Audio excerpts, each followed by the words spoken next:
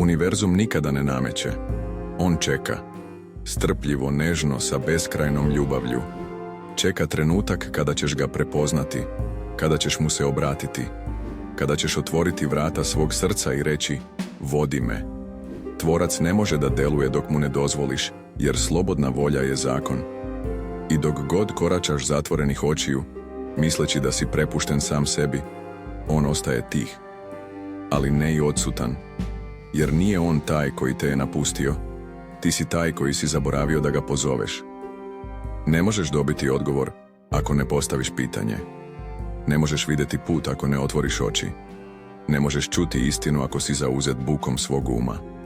Trenutak kada zaista kažeš da božanskom vođstvu, tada se sve menja. Tvoj um postaje jasan.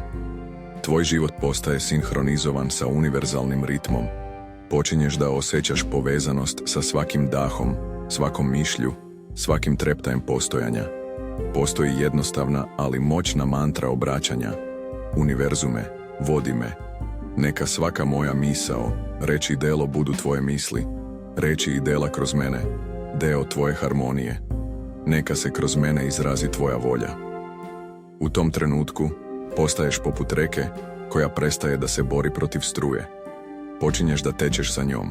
Prepuštaš se povratku sebi. Više ne juriš, ne forsiraš, ne strahuješ. Samo osjećaš, samo jesi. Shvataš da nisi samo telo, nisi samo um. Ti si deo beskonačne inteligencije koja diše kroz tebe. Zato, danas je trenutak da zatražiš vođstvo.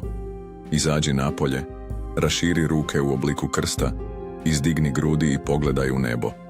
Zavapi iz srca, vodite me, osjeti predaju, spoji se sa univerzumom.